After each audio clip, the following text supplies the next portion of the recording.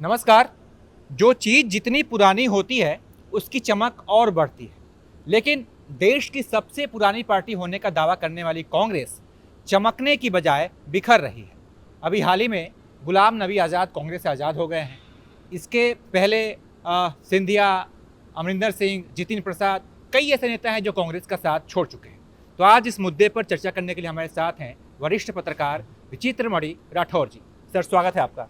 Sir, social media पर सुबह से चल रहा है कि गुलाम नबी जो हैं वो कांग्रेस से आज़ाद हो गए हैं। तो आप क्या मानते हैं, क्या वाकई में कांग्रेस में गुलामी वाले हालात हैं इन पुराने और अनुभवी नेताओं के लिए? अगर गुलाम नबी आज़ाद 46 साल तक कांग्रेस में गुलाम के रूप में रहे तो ये गुलाम नबी आज़ाद की कमजोरी होगी। अच्छा। अगर ये कोई कहता है कि वो आज़ाद हो गए हैं तो ये बात ठीक नहीं लगती है, क्योंकि वो 1976 से लेकर 2022 तक 46 साल तक कांग्रेस में रहे। उस पार्टी में वो बहुत बड़े बड़े पदों पर रहे। इंदिरा गांधी, राजीव गांधी, पीवी नरसिम्हा राव और मनमोहन सिंह, चार प्रधानमंत्रियों के मंत्रिमंडल में, कैबिनेट में प्रभावशाली मंत्री रहे। जम्मू और कश्मीर के मुख्यमंत्री रहे। राज्यसभा में जब तक राज्यसभा से रिटायर नहीं हुए विपक्ष के नेता थे। तो जिस कांग्रेस में इतने बड़े बड़े पदों पर रहे, हर वक्त नेहरू गांधी परिवार के काफ़ी करीब माने जाते थे। अब उनके बारे में ये कहना कि कांग्रेस में वो गुलाम थे, ये तुकबंदी के लिए तो अच्छी लगती है कि उनका नाम गुलाम नबी आज़ाद है तो गुलाम और आज़ाद को जोड़ दें, लेकिन वो गुलाम कहना ठीक नहीं है। मतलब गुलाम कहने से मतलब ये है कि क्या परिस्थिति कुछ ऐसी है क्या कांग्रेस के अंदर ये कि बात लोग अपने आप को जकड़न में महसूस कर रहे ये हैं, बात अपने मन की कर नहीं पा रहे हैं, अपना अनुभव बांट नहीं पा रहे हैं? देखिए, आपने शुरू में कहा कि पुरानी चीज़ें अच्छी होती है, पुराना चावल Old अच्छा is होता gold। है, ओल्ड इज गोल्ड। हाँ। लेकिन हर चीज़ नहीं। कई बार जो पुराने घर होते हैं, हाँ। जब उसकी दीवार कमज़ोर होती है तो उसको उसकी मरम्मत की ज़रूरत होती है। हाँ। कांग्रेस का दुर्भाग्य आज है कि उसके पास कोई स्पष्ट नेतृत्व नहीं है। इसलिए गुलाम नबी आज़ाद अगर कांग्रेस छोड़कर निकले हैं तो उनके अंदर की कुंठा तो नहीं कहूँगा, हताशा, उनके अंदर की हताशा इसका कारण होगी, क्योंकि वो लगातार देख रहे थे कि वो कुछ कर नहीं पा रहे थे। आप देखिए कि जिस पार्टी का सबसे पुराना इतिहास है, जो पार्टी इस देश की आज़ादी की लड़ाई लड़ने में जिसकी बड़ी भूमिका रही है, जिस पार्टी ने 1947 से लेकर अब तक सबसे ज़्यादा प्रधानमंत्री दिए या सबसे ज़्यादा इस देश पर राज किया, 8 साल पहले तक जिसकी सरकार थी, आज आजादी उस वाली लड़ाई में जो शामिल थी उसके नेता आप गुलाम महसूस आज कर रहे हैं? नहीं, आज अगर उस कांग्रेस में स्थिति यह है कि लोग छोड़कर जा रहे हैं तो इसलिए कि पिछले 3.25 साल से उस पार्टी के पास एक अध्यक्ष अपना नहीं है। सोनिया गांधी तो एडहॉक पे काम कर रही है ना। राहुल गांधी ने 2019 में राहुल गांधी अध्यक्ष बने थे, औपचारिक तौर पे अध्यक्ष बने थे, लेकिन 2019 में लोकसभा चुनाव हारने के बाद उन्होंने हड़बड़ाहट में या कहें कि आवेश में पार्टी छोड़ दी। आपने माफ कीजिएगा, सॉरी, अध्यक्ष पद छोड़ दिया। आपने अध्यक्ष पद छोड़ दिया, आपने ये नहीं सोचा कि इतनी बड़ी पार्टी है, जिस पार्टी को जिस देश के लोगों ने 52 लोकसभा सदस्य दिए, जिस पार्टी से विपक्ष की सबसे बड़ी आशाएं बंधी हैं, आपने अध्यक्ष पद छोड़ दिया और तब से एक अदद अध्यक्ष पार्टी के पास नहीं है। तो उस पार्टी में जिस पार्टी के पास कोई नेता ही न हो तो एक किस्म की हताशा या एक किस्म की चीड़ या खींच स्वाभाविक है। रेजिग्नेशन लेटर में ये वाली बात उन्होंने कही भी है कि जो कांग्रेस का अगला अध्यक्ष होगा, राष्ट्रीय अध्यक्ष जो बनेगा, वो कठपुतली की तरह होगा। वो पहले से ही इस बात का अनुमान लगा के बैठे हैं, गुलाम नबी आज़ाद जी। ये बात आप कह सकते हैं कि कुछ हद तक सही भी होगा और कुछ हद तक गलत भी होगा। देखिए, कांग्रेस में ये बात तो सही है कि इंदिरा गांधी के समय से ही कांग्रेस ऐसी हो गई थी, जो बार बार टूट करके इंदिरा गांधी के हाथ में जो कांग्रेस आई थी, कि चाहे जो भी हो उस पार्टी में सिक्का हमेशा इंदिरा गांधी का चलता था। इंदिरा गांधी ने जब कांग्रेस को तोड़ दिया था 1969 में और उन्होंने इंदिरा कांग्रेस बनाया सिक्का मतलब राहुल गांधी चाहते कि वैसा ही सिक्का उनका भी चले, एक तरफा राज करे। ये एक तरफा राज वो चाहे या न चाहे, कांग्रेस भी आज मजबूर है। आप एक चीज़ देख लीजिए कि कांग्रेस में कोई भी आदमी ऐसा नहीं है जो कि नेहरू गांधी के परिवार के अलावा दूसरे किसी को स्वीकार करे। वो एक स्थिति है। ये तब है जबकि सोनिया गांधी के बाद की जो पीढ़ी है, चाहे वो राहुल गांधी हो, चाहे वो प्रियंका गांधी हो, ये लोग एक किस्म की अनिच्छुक राजनेता दिखते हैं। ये लोग 24/7 पॉलिटिशियन नहीं दिखते। 24/7 पॉलिटिशियन का मतलब हुआ जो कि हमेशा राजनीति में जुड़ा रहे। ये लोग चुनाव के समय में थोड़े दिन के लिए प्रचार करने जाते हैं, फिर पार्टी अगले चुनाव के लिए रणनीति बनाएगी कि नहीं। मौसमी राजनेता कह सकते हैं क्या? आप कह सकते हैं, आप एक तरह से कह सकते हैं मौसमी राजनेता, लेकिन वो भी नहीं। वो लोग मौसम में भी ठीक से काम नहीं करते। अच्छा। आप देखिए, गुजरात उत्तर प्रदेश का चुनाव हुआ, चुनाव में बीजेपी को प्रचंड बहुमत मिला। प्रधानमंत्री नरेंद्र मोदी जिस दिन रिजल्ट आया उसके अगले दिन गुजरात में चले गए। वो एक सरकारी कार्यक्रम में गए थे, लेकिन उन्होंने वहाँ जाने के बाद एक तरह से चुनाव प्रचार की पृष्ठभूमि रख दी। उन्होंने एक तरह से अपनी दस्तक दे दी गुजरात की जनता के दिल पर कि हमारा ध्यान रखिएगा, आप लोग 27 साल से हमको जिताते आ रहे हैं, आगे भी हमारा ख्याल रखिएगा, जबकि वहाँ पर उनका आधार है। दूसरी तरफ कांग्रेस पार्टी, गुजरात में चुनाव है, राहुल गांधी को न चिंता है, न कांग्रेस प्रियंका गांधी को कोई चिंता है। इन लोगों से ज़्यादा वहाँ पर आक्रामक कालें, परिश्रम करती हुई और सड़क पर दिखती हुई आम आदमी पार्टी है। तो ये कांग्रेस की बहुत बड़ी नेतृत्व की कमजोरी है। चुनाव की बात कर रहे हैं सर हम लोग, आने वाले समय में विधानसभा चुनाव भी है, कश्मीर में लोकसभा चुनाव भी है 2024 वाला। तो आज़ाद जी के जाने से, पार्टी से छोड़ने से, तो जनता के बीच क्या मैसेज जाएगा? क्या कश्मीर के विधानसभा चुनाव में खासकर क्या वहाँ कांग्रेस को बड़ा नुकसान होने वाला है?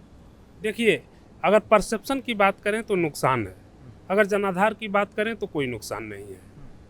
रही बात गुलाम नबी आज़ाद की, तो गुलाम नबी आज़ाद कभी भी जनाधार वाले नेता नहीं रहे हैं। हमेशा उनकी पहचान एक कहा जाए तो जो पिछले दरवाजे से आकर के राज्यसभा की जो राजनीति होती है उसी तरह से करने वाले की रही है। वो लोकसभा का चुनाव 1 या 2 बार जीते हैं, वो भी महाराष्ट्र से 1 बार जीते थे, एक बार तो महाराष्ट्र में एक जगह से जीते थे वो। लेकिन वो हमेशा पर्दे के पीछे वाली राजनीति करते रहे हैं, वो कांग्रेस की स्ट्रेटेजी बनाने वालों में रहे हैं। लेकिन गुजरात वहाँ के मुख्यमंत्री जरूर रहे हैं जम्मू और कश्मीर के, लेकिन जम्मू और कश्मीर के लोगों पर उनका प्रभाव होगा, लोग उनके कारण वोट देंगे, इसमें मुझे थोड़ी दुविधा, थोड़ा संशय है। अच्छा, हम लोग अभी जैसे बात कर रहे थे कि आपने कहा था कि गुजरात में चुनाव है लेकिन कांग्रेस गंभीर नहीं है, उनसे ज़्यादा मजबूत आम आदमी पार्टी है। नीतीश कुमार, ममता बनर्जी, आम आदमी पार्टी, ये तीनों जो पार्टियां हैं विपक्ष में हैं और तीनों मतलब होड़ में लगी हुई हैं। आम आदमी पार्टी तो बिल्कुल खुद को सीना ठोक के कहती है कि आने वाले समय में कांग्रेस का विकल्प हम बनेंगे। तो क्या आपको लगता है कि क्या सच में ये कांग्रेस की पार्टी विकल्प बन जाएंगी? कांग्रेस जिस तरीके से काम कर रही है, जिस तरीके से ढुलमुल रवैया है, तो क्या ये मौका दे रही है दूसरी पार्टियों की, अब आओ हमें रिप्लेस करो, ऐसा कुछ? देखिए, एक चीज़ खाली मैं करेक्ट करूं, मैंने ये कहा कि वहाँ केजरीवाल की पार्टी ज़्यादा एक्शन में है, वो मजबूत ज़्यादा हो गई, ये मैंने नहीं कहा, आप इस चीज़ का ध्यान रखिएगा। मजबूत अब भी कांग्रेस वहाँ ज़्यादा है। अच्छा। लेकिन कांग्रेस एक्शन में नहीं है। आज भी वहाँ सबसे मजबूत पार्टी बीजेपी है, उसके बाद सबसे मजबूत कांग्रेस ही है, ऐसा नहीं है। माहौल बनाने में आम आदमी पार्टी आगे है। माहौल बनाने में है, आम आदमी पार्टी के नेता वहाँ लगातार दौड़ धूप कर रहे हैं, वो लोगों के बीच जा रहे हैं, लोगों के बीच अपना संवाद बना रहे हैं। अब आपने सवाल किया, ये अगर कांग्रेस इसी तरह से रहेगी तो इन लोगों की इच्छाएं और मजबूत होंगी। आप देखिए कि जब भी कांग्रेस मजबूत कमज़ोर होती है तो जो तीसरा मोर्चा जैसी चीज़ें बनती हैं और उसमें 1-2 लोगों की किस्मत की लॉटरी लग जाती है। जब कांग्रेस नरसिम्हा राव के समय में 1996 में पूरी तरह हार गई, पहली बार बीजेपी देश की सबसे बड़ी पार्टी बनकर उभरी, तो उसमें जितनी छोटी पार्टियां थीं उसमें जनता दल सबसे बड़ी पार्टी था, और बाकी जितनी छोटी पार्टियां थी उन लोगों ने मिल करके एक संयुक्त मोर्चा बनाया और देवे गौड़ा और गुजराल 2 प्रधानमंत्री हो गए। तो कांग्रेस के अलावा जो विपक्ष की पार्टियां हैं उसके जो बड़े नेता हैं, चाहे वो जेडीयू के हैं, नीतीश कुमार हो गए, ममता बनर्जी हो गई या अरविंद केजरीवाल, इन लोगों को लगता होगा कि कहीं कांग्रेस को बहुमत नहीं मिला, जो दिख नहीं रहा है, बीजेपी को बहुमत न मिले, जनता असल मुद्दों पर चुनाव में इसको हरा दे और एक तरह से त्रिशंकु लोकसभा बने, उस स्थिति में हमारे नाम की लॉटरी लग जाएगी, इस आशा में ये लोग हैं। लेकिन उसके लिए जो उस संयुक्त मोर्चा को बनाने के लिए भी, सारी पार्टियों को जोड़ने के लिए भी जो एक मतलब क्या कहें, एक सीमेंटिंग पावर चाहिए, जो सीमेंट होनी चाहिए, वैसा कोई आज की तारीख में इन लोगों में दिख नहीं रहा। आम उसमें आदमी पार्टी में भी नहीं, दिल्ली में तो उन्होंने कांग्रेस को हटा ही दिया, पंजाब में हटा ही दिया, गुजरात हिमाचल में भी जो है आप अच्छे तरीके से अपने आप को विस्तार कर रहे हैं अपनी पार्टी का। वहाँ देखिए भी वो विस्तार कर रहे हैं। आप ये देखिए, आम आदमी पार्टी की बात है, अभी तो आम आदमी पार्टी के एक भी सदस्य लोकसभा में नहीं है। प्रधानमंत्री का निर्धारण लोकसभा से होता है। आप कितने राज्यों में सरकार बना लेते हैं, आपकी राज्यसभा में कितने सदस्य हैं, इससे कोई फर्क नहीं पड़ता है अगर लोकसभा में आपके पास बहुमत नहीं है। तो लोकसभा का ये खेल है। लोकसभा में आज की तारीख में शून्य है आम आदमी पार्टी। तो मेरा ये कहना है कि सबसे बड़ी बात ये है कि 2024 के लिए ये सारे नेता जिनका आपने नाम लिया, चाहे वो नीतीश कुमार हो, ममता हो या केजरीवाल, ये लोग अपने लिए एक माहौल बना रहे हैं, एक अपना परसेप्शन क्रिएट करने की कोशिश कर रहे हैं कि हम राष्ट्रीय स्तर पर नेतृत्व की चुनौतियों को स्वीकार करने के लिए तैयार बैठे हैं। लेकिन वो अब इसी बहाने कि चूँकि अपने को एक राष्ट्रीय फलक का नेता बनाएंगे तो उनकी पार्टी भले स्थानीय पार्टियां हैं, लेकिन उनका आधार मजबूत होगा, और जब आधार मजबूत होगा तो अगले चुनाव में उनको फ़ायदा हो सकता है। फिर जो जितना ज़्यादा सीट लेकर आएगा उस हिसाब से प्रधानमंत्री, अगर मौका मिला तो बार्गेनिंग करेगा कि कौन प्रधानमंत्री बनेगा, कौन रक्षा मंत्री बनेगा। तो ये तीसरे मोर्चे की जब भी राजनीति होती है तो इस तरह की मतलब कि राजनीतिक सौदेबाजियाँ होती हैं। अच्छा, गुलाम नबी आज़ाद अभी अलग हुए, उससे पहले जितिन प्रसाद, ज्योतिरादित्य सिंधिया और अमरिंदर सिंह, रीता बहुगुणा जोशी, तमाम ऐसे नेता हैं। लोग कहते हैं कि गलती कांग्रेस की है, अपने बुजुर्ग नेताओं का ये ध्यान नहीं रखती है या फिर कहीं उनको हाशिए पर ढकेल देती है। लेकिन सर, क्या इन नेताओं की भी कोई राजनीतिक महत्वाकांक्षा है? लोग तो कांग्रेस को कोस रहे हैं, ठीक है, लेकिन क्या इन नेताओं की भी कोई गलती है? क्या इनकी भी कोई राजनीतिक महत्वाकांक्षा है जो कि कांग्रेस में रहकर ये नहीं देख रहे हैं, इसलिए ये पार्टी बदल रहे हैं? देखिए, कांग्रेस की जितनी गलती नहीं है, कांग्रेस की गलती, सबसे बड़ी गलती यही है कि कांग्रेस विपक्ष में है, कांग्रेस सत्ता में नहीं है। अच्छा। जो विपक्ष में होता है वहाँ पर लोग रहना नहीं चाहते हैं। जब राजनीति सत्ता को साधने का जरिया भर बन जाती है तो उसमें ये नहीं महत्वपूर्ण होता है कि हम अपने संगठन के साथ सिद्धांतों के लिए जुड़े रहें, तब उसमें लोगों में एक बेचैनी होती है, और बेचैनी ये होती है कि इन किन प्रकार हम सत्ता पालें। आप देखिए कि 2004 तक अटल बिहारी वाजपेयी की सरकार थी। बीजेपी एक अनुशासित पार्टी मानी जाती है, लेकिन जब वो चुनाव हार गई उसके बाद उस पार्टी से लोगों का निकलना शुरू हुआ। जिस पार्टी में मैंने देखा है रिपोर्टिंग करते हुए कि लाल कृष्ण आडवाणी की ताकत इतनी थी कि बड़े बड़े नेता जब वो चलते थे तो पीछे खिसक जाते थे।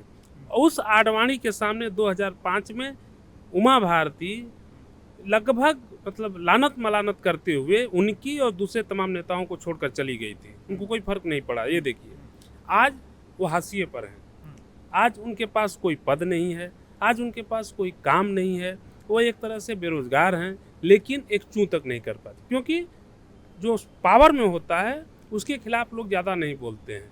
एक दूसरा उदाहरण दूंगा महाराष्ट्र का।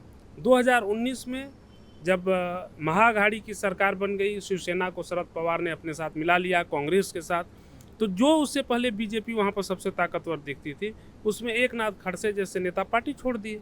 तो जो विपक्ष में होता है उसकी पार्टियाँ टूटती हैं, उसमें से लोग छोड़कर जाते हैं, और वो इसलिए जाते हैं कि उनको लगता है कि यहाँ पर मुझे सत्ता नहीं मिलेगी। तीसरा उदाहरण, 3 उदाहरण मैं दे रहा हूँ। तीसरा उदाहरण पश्चिम बंगाल का है। आप देखिए कि 2022-21 में जब पिछली बार विधानसभा का चुनाव हुआ था, उस चुनाव से पहले तृणमूल कांग्रेस को छोड़कर कई नेता चले गए थे, क्योंकि सबको ये लग रहा था कि लगता है इस बार बीजेपी वहाँ जीत जाएगी। बीजेपी 200 पार का नारा भी दे रही थी, लेकिन चुनाव में 200 पार ममता कर गई, बीजेपी 67 में रह गई। बस एक मैं उसको ख़त्म कर दूं, और उसके बाद आप देखिए कि जो नेता बीजेपी में गए थे टीएमसी के, वो सब वापस होड़ लग गई कि हम ममता के पास। मध्य प्रदेश में ऐसा नहीं हुआ, वहाँ तो कांग्रेस सत्ता में आई ही थी कि अभी सरकार चल ही रही थी कि तब तक सिंधिया निकल ली। वहाँ फिर वही बात है, वहाँ भी वही सत्ता का खेल था। अगर सिंधिया को इसलिए बेचैनी थी कि सिंधिया को लगा कि हम मुख्यमंत्री बने नहीं, सिंधिया को ये लगा कि यहाँ पर हम एक लोकसभा का चुनाव हार चुके थे, तो हम न तो संसद में हैं न मुख्यमंत्री हैं, तो हम क्या करें। तो वो उनको लगा कि बीजेपी के साथ जाएंगे तो हम केंद्र में मंत्री बन जाएंगे। जब मंत्री पद पर रहने की आदमी आदती हो जाता है तो फिर उसके लिए ये अच्छा, महत्वपूर्ण अभी नहीं। अभी कितने असंतुष्ट नेता आप देखते हैं कांग्रेस में? अभी कितनी बड़ी तादाद है? सचिन पायलट तो लोग कहते ही हैं। क्या लगता है कि अभी आने वाले समय में और पार्टी टूटेगी? मुझे आपका अनुभव क्या कहता है? मुझे लगता है कि हाँ। सचिन पायलट इंतजार करेंगे, हम्म। क्योंकि जिस तरह से खबर आ रही है कि अशोक गहलोत को कांग्रेस राष्ट्रीय अध्यक्ष बनाने जा रही है, तो इसमें सचिन पायलट को उम्मीद लगेगी कि उनको मुख्यमंत्री बनाया जा सकता है। तो इसलिए वो रुक सकते हैं अभी। हालांकि खबर ये भी आई थी, मैं नहीं जानता उसमें कितनी सच्चाई है, अंदर की सच्चाई क्या है, लेकिन ये भी खबर आई थी कि अशोक गहलोत चाहते हैं कि वो अगर अध्यक्ष बनाए जाते हैं तो राजस्थान का मुख्यमंत्री कोई दूसरा आदमी बनाया जाए। वो चाह रहे हैं कि अपने किसी आदमी को वो मुख्यमंत्री बनाए। तो वैसी स्थिति में वैसी स्थिति में अगर नहीं बनाया गया सचिन पायलट को मुख्यमंत्री राजस्थान का, तब वो कांग्रेस छोड़ने के बारे में सोच सकते हैं।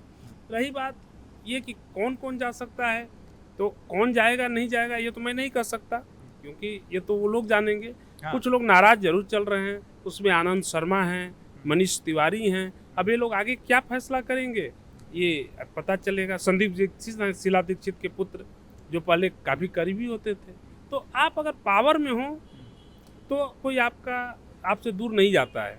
वो कोशिश करता है कि आज भले नाराज हो बॉस, कल अगर बॉस प्रसन्न हो जाएगा तो हमें कुछ न कुछ सत्ता की मलाई मिल जाएगी। तो सारा खेल सत्ता का है। ये सब बातें कि पार्टी सही रास्ते से भटक गई है और हमारी बात नहीं सुनती। अब जैसे गुलाम नबी आज़ाद ने कहा कि राहुल गांधी को उपाध्यक्ष बनाया गया, तभी से पार्टी की स्थिति खराब है। जिस समय 2013 में राहुल गांधी को उपाध्यक्ष बनाया गया, उस समय तक कांग्रेस में 37 साल हो चुके थे गुलाम नबी आज़ाद के कांग्रेस की राजनीति करते हुए। उस समय तक वो 4 प्रधानमंत्रियों के मंत्री रह चुके थे। उस समय तक वो जम्मू कश्मीर के मुख्यमंत्री रह चुके थे, और वो राहुल गांधी को उपाध्यक्ष बनाने वालों में, सहमत देने वालों में थे, उसमें तैयार थे। तो उस समय आपको क्यों नहीं लगा कि नहीं, क्यों नहीं आपने विरोध किया, अपना डिसेंट नोट क्यों नहीं डाला कि नहीं हम इनसे सहमत नहीं हैं और ये ठीक नहीं है बनाना। मुद्दा है ये, गुलाम जी को कभी बताना चाहिए कि उन्होंने ऐसा। बिल्कुल होता नहीं है। आपने सार्वजनिक तौर पे नहीं कह सकते, चिट्ठी में जिक्र की होती कि नहीं मैंने उस समय कहा था कि आप गलत कर रही हैं। अकेले में सोनिया गांधी को ही कहा होता। कई बार क्या होता है कि आपकी सीमाएं होती हैं। तो ये सारी चीज़ें हैं कि आदमी अपने लिए सुविधा देखता है। सारी राजनीति सुविधा की है, और सुविधा की राजनीति में इस तरह के हमारे यहाँ चर्चा का मतलब ये भी है कि समाधान भी निकले, क्योंकि एक हमारी नहीं पूरी देश की भी ये चिंता है कि जब विपक्ष कमजोर होता है ना, तो उससे लोकतंत्र भी कमजोर होता है। तो लोकतंत्र की मजबूती के लिए विपक्ष को मजबूत रहना ज़रूरी है। तो क्या लगता है सर कि विचित्र जी की कांग्रेस को अपने अंदर क्या सुधार की आवश्यकता है? कांग्रेस के जो आला कमान है, उन्हें क्या करना चाहिए कि उनकी पार्टी बनी रहे और देश की सबसे पुरानी पार्टी चमके, निखरे, आगे बढ़े? देखिए, किसी भी पार्टी को प्राणवायु नेताओं से नहीं मिलती है, ठीक है, वो जनता से मिलती है। तो कांग्रेस के से जो नेता चले गए, उससे कांग्रेस को मैं अब भी मानता हूं कि कोई फर्क नहीं पड़ेगा।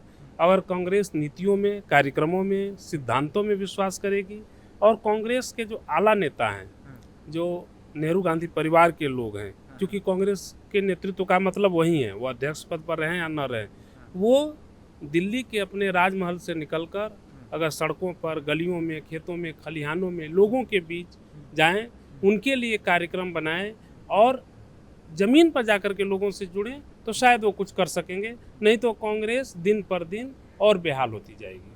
अच्छा, आप आने वाले समय में कांग्रेस को कैसे देखते हैं? क्या दौर वापस लौटेगा, नेहरू जी वाला, इंदिरा जी वाला, राजीव जी वाला?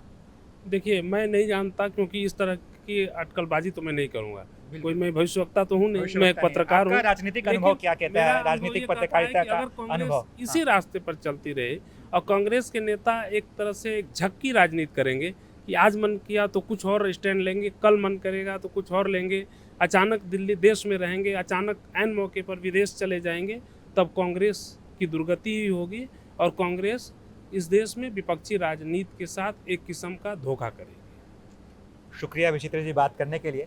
तो ये थे हमारे साथ विचित्र सर, और हमने तमाम मुद्दों पर बातचीत की। कांग्रेस के अभी जो वर्तमान हालात हैं उस पर हमने बात की, जो पार्टी के कई नेता पार्टी का साथ छोड़ रहे हैं, इस पर हमने बात की। उम्मीद है कि हमारी इस बातचीत से एक आपकी राजनीतिक समझ डेवलप हुआ होगा, आपने भी इस मुद्दे को अच्छे से समझ लिया होगा। बाकी इस वीडियो में इतना ही, और तमाम अपडेट्स के लिए आप देखते रहिए ABP लाइव।